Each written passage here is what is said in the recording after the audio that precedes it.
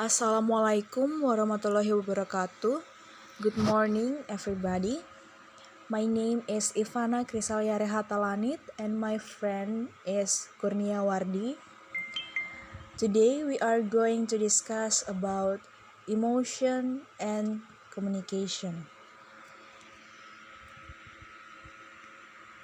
Emotions and interpersonal communication. Have you ever been at a movie and let out a bellowing laugh and snort only to realize no one else is laughing? Have you ever gotten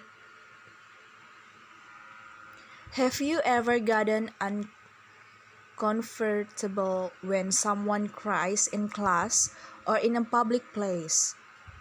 Emotions are clearly personal, as they often project what we're feeling on the side to those around us, whether we want it to show or not.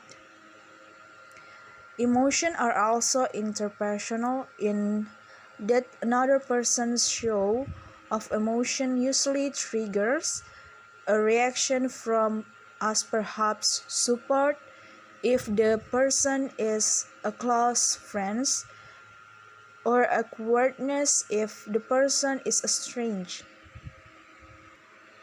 Emotions are central to any interpersonal relationship, and it's important to know what causes and influences emotion so we can better understand our own emotion and better respond to the others when they display emotion.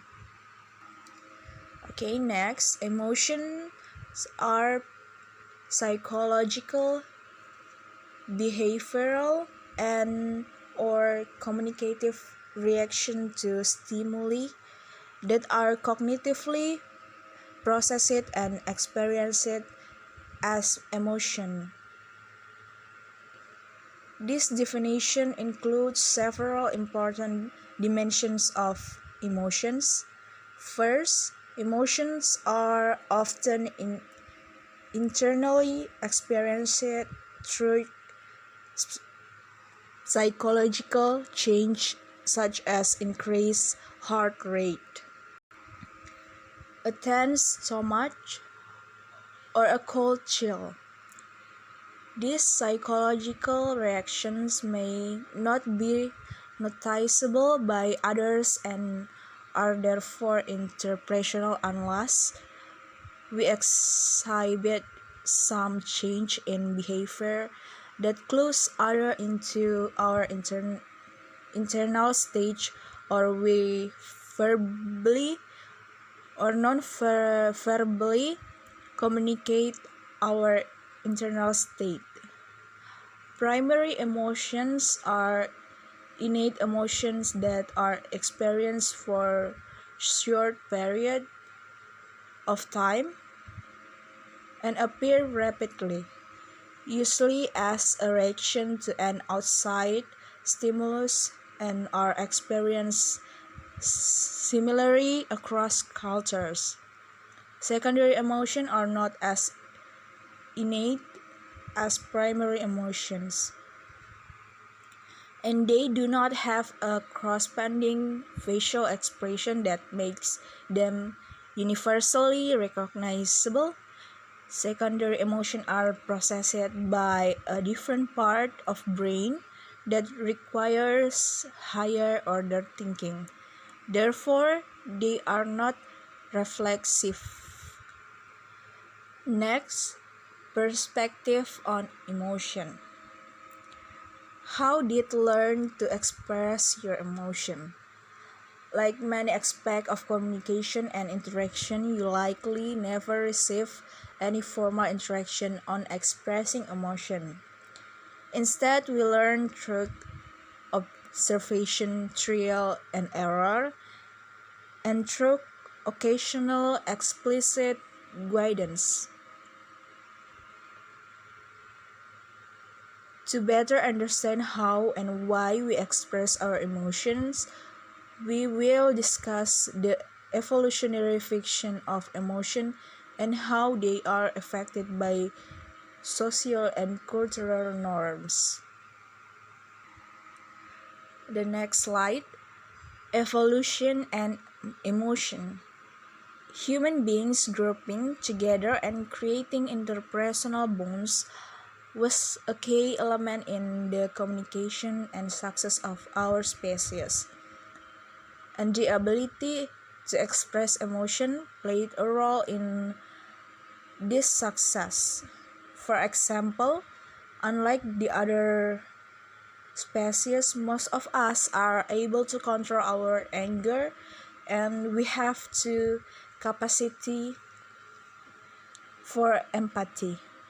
Emotion regulation can help manage conflict, and empathy allows us to share the emotion state of someone else, which increases an interpersonal bond. These capacities were important as early human society grew increasingly complex and people needed to deal with living with more people. Okay, enough from me. For the next slide will be read by my friend Kurniah Wardi. Kurniah Wardi, time is yours. Okay, thanks for opportunity. I will continue. Culture and emotion. While our shared evolutionary past dictates some universal similarities in emotion, triggers for emotion and norms for displaying emotion vary widely. Certain emotional scripts that we follow are socially, culturally, and historically situated. Take the example of falling in love.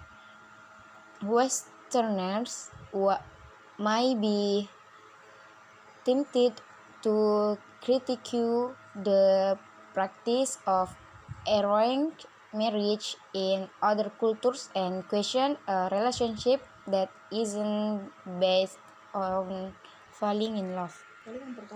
However, arranged marriage have been a part of Western history, and the emotional narrative of falling in love has only recently become a part of our culture. Even though we know that compatible values and shared social networks are more likely to predict the success of a long-term romantic relationship than passion, Western norms privilege the emotional role of falling in love in our courtship narrative and practice. While this example show how emotion tie into large social and cultural narrative, rules and norms for displaying emotion affect our day-to-day interaction. Next, expressing emotion. Emotion sharing involves communicating the circumstances, thought and feeling surrounding an emotional event. Emotion sharing usually starts immediately following an emotional episode. The intensity of the emotional event corresponds with the frequency and length of the sharing, with high intensity even being told more often and over a long period of time.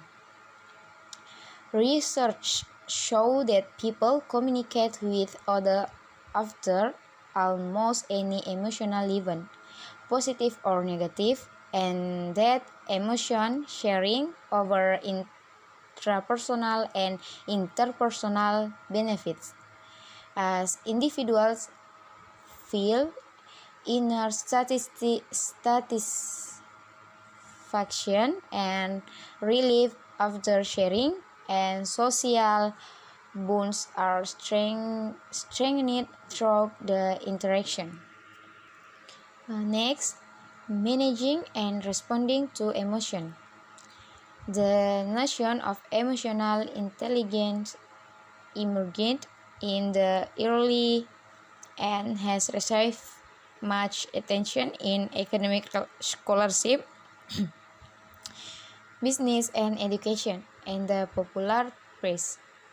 Emotional intelligence involves the ability to monitor one's own and others' feeling and emotion, to discriminate among them, and to use this information to guide one's thinking and action.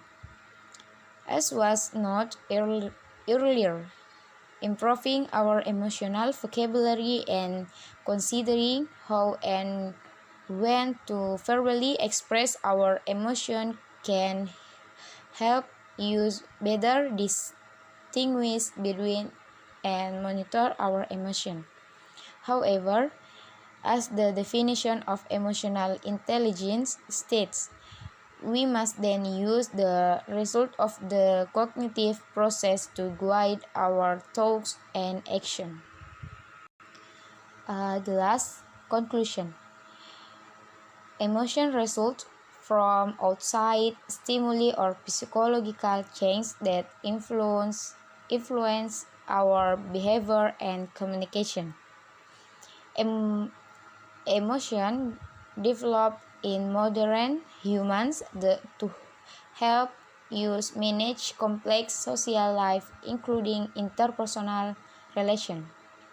The expression of emotion is influenced by sociocultural norms and display roles. Emotion sharing includes verbal expression, which is made more effective with an enhanced emotional vocabulary, and nonverbal expression, which may or may not be voluntary. Emotional intelligence helps us manage our own emotion and effectively respond to the emotion of others. Thank you. I give it back to moderator. Thank you, Kurnia. I think that's all our material for today. For the question session will be open in WhatsApp group. Thank you.